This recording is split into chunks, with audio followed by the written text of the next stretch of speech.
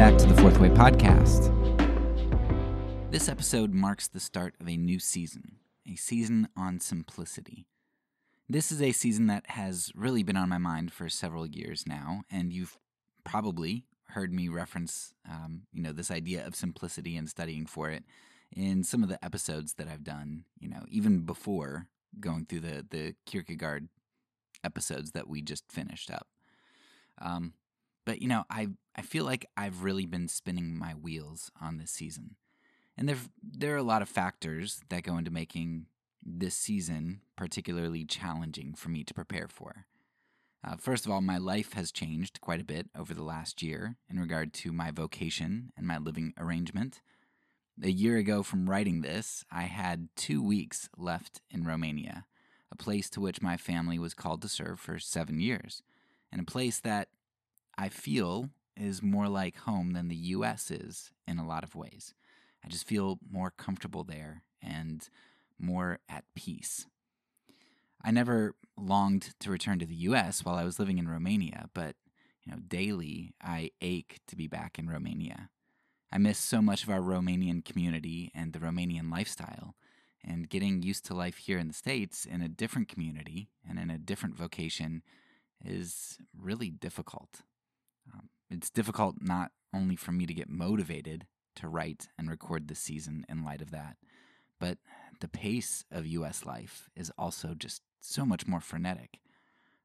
It's more complex, or I guess you could say it's less simple, right? My wife and I very purposefully have avoided getting involved in a lot of things for the last year because, since being back in the States, we knew that the pace of life could just chew us up here. Yet, even in avoiding most of those obligations and commitments and extracurriculars, we still feel just overwhelmingly busy, even though, when we look at it, it looks like we're not really doing anything. There's just something about our culture that feels all-consuming. I feel like I'm in the belly of the sarlacc being slowly digested by the acidic juices of busyness, knowing that it's going to take me 1,000 years to be digested. But more than my life circumstances, I feel like working through simplicity is difficult because I have such little background knowledge about it. As an American, I was raised on busyness. I played sports year-round.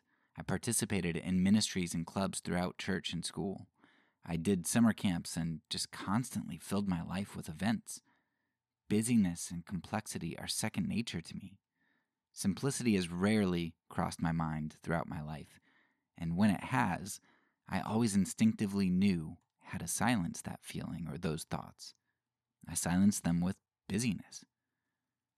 By circumstance, but much more often by choice, I never had or never made any time to dwell on the concept of simplicity. And anytime I've read books or studied, the topic has rarely been simplicity, until preparing for this season, of course. But even in preparing for this season, it's really been difficult finding too much on the topic of simplicity. It's just not a very popular topic. For me, when it came to reading, if anything, I grew up reading to learn more and add more complexity to my life, not to make things more simple. I learned about history, about science, learned how to work with wood, learned how to fix a car, all kinds of things that are useful, practical, that do something, that add something. One studies and learns about how to do more and how to do it more efficiently. And sometimes efficiency might require some form of simplicity, but usually that's a simplicity aimed towards doing or accomplishing something else. Simplify your life by freeing your home of clutter, so everyone can find all their stuff, and so you can make it to all your sporting events and theater productions on time. Whittle down your woodworking tools so that you have more space for working on more projects. Reading and studying were rarely done to truly simplify or to enjoy the peace that simplicity can bring. I do think that we've seen a bit of a turnaround here in the last few years, sort of, with a decluttering and simplification movement, and there are inklings of simplicity in some of these movements at times, but that hasn't been super mainstream, And even when it has, like I said, usually it's in order to be more productive or to do more things, right? It's not a decluttering because the idea of simplicity itself is good. And it's certainly not anything that most people were steeped in when I grew up, and it's something that people still don't really give too much ear to. So even now, when I am seeing more of the logical importance of simplicity, I still find it a really difficult concept for me to explain and grasp, let alone implement. So this season is really challenging for that reason alone. And that brings me to the other difficulty that I'm having in doing this season on simplicity. It's been really hard for me to think about talking about this topic because I feel like such a hypocrite. When I think about nonviolence, I have a fairly high degree of confidence that I'd be willing to give up my life nonviolently. Now, if we're talking about nonviolence in relation to others, that gets a whole lot harder, right? Like if it involves my kids or loved ones or something like that. But for my life, if someone put a gun to my head, I think I'd take the bullet pretty easily. So even though certain aspects of nonviolence would be difficult, I feel like I'm on the right track with those. But with simplicity, I feel like I don't even come close to measuring up. I am a waster of time, of money, of gifts.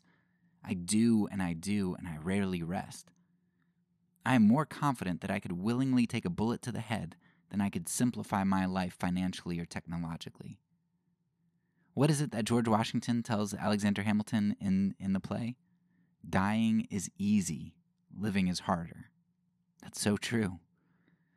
But just last week, I actually heard a sermon that was helpful, in which the pastor said that hypocrisy is not practicing what you preach.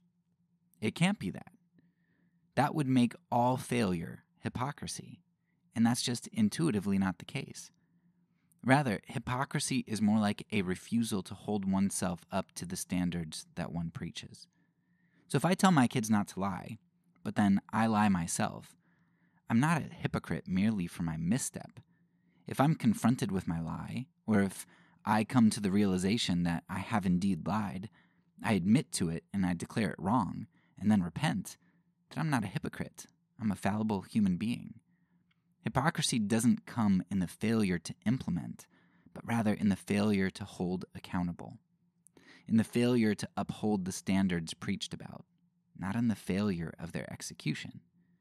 Sure, if one has a double standard, then they will also act in opposition to what they preach, but it's not the acting itself in opposition that really makes one a hypocrite. It's the duplicity of standards. So a repentant, broken, honest individual is not a hypocrite for their failure because they recognize the standard and don't deny their deviance from it. And that was encouraging to me because in this season, I don't have much to offer you in the way of example. Not that I really had a whole lot to offer you in the other seasons either, but in this season, the deficit is much more apparent to me. So I approach this season with the openness that if you choose to continue receiving my words, you are receiving the words of a failure. Hopefully not a hypocrite, but a failure.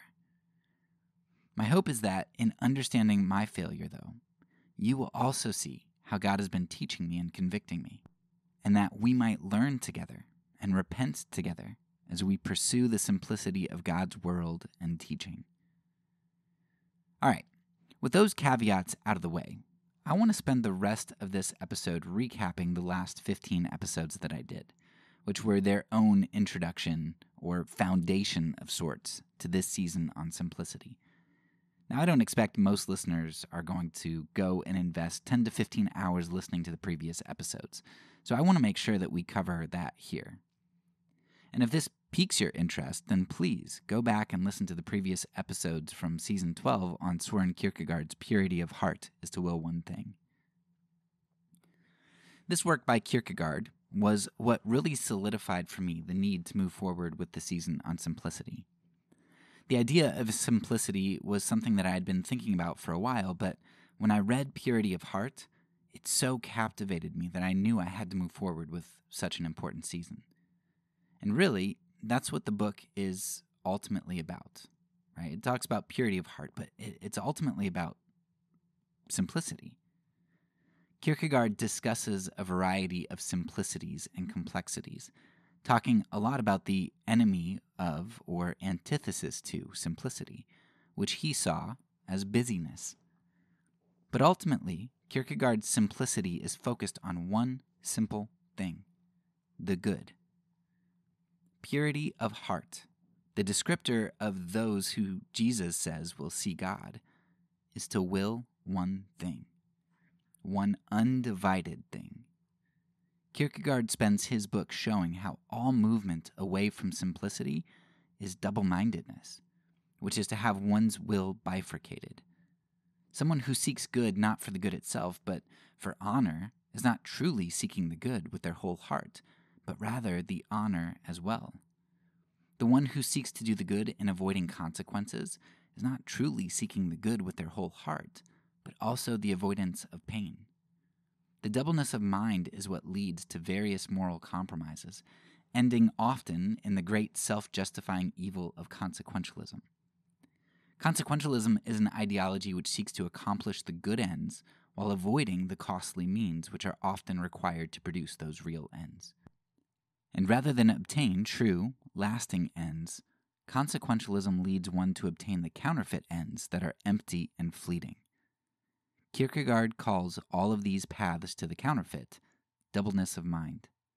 This doubleness of mind leads to ends which usually dissipate because they're not eternal ends, and they often produce byproducts that are far from the good. According to Kierkegaard, it is only single-mindedness, moral and spiritual simplicity, which is what ultimately leads to the true, eternal good. Now, there's a ton to take away from Kierkegaard here, and I consider Purity of Heart is to Will One Thing as the most influential book I've ever read in my life up to this point.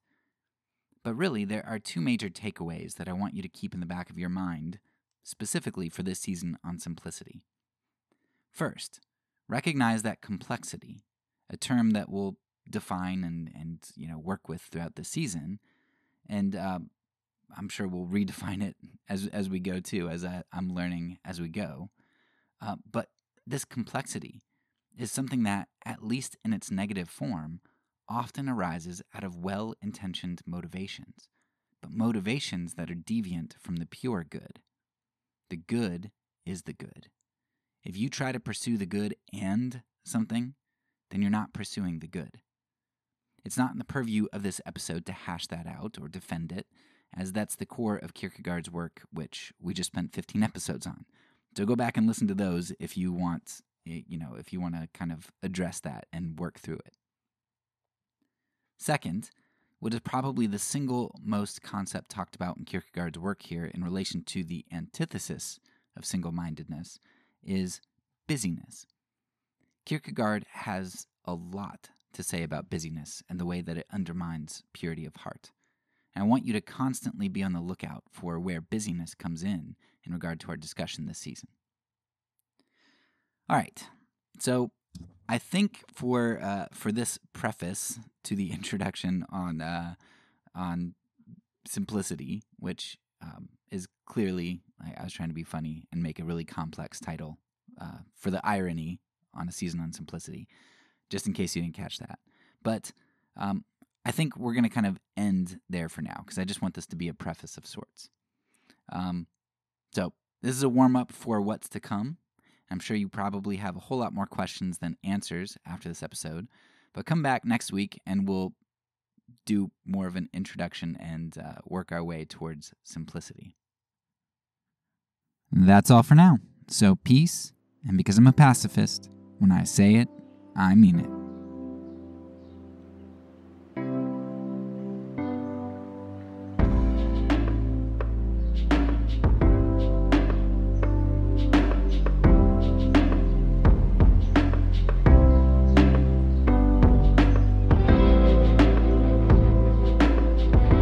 This podcast is a part of the Kingdom Outpost Network. Please check out the links below to find other great podcasts and content related to nonviolence and kingdom living.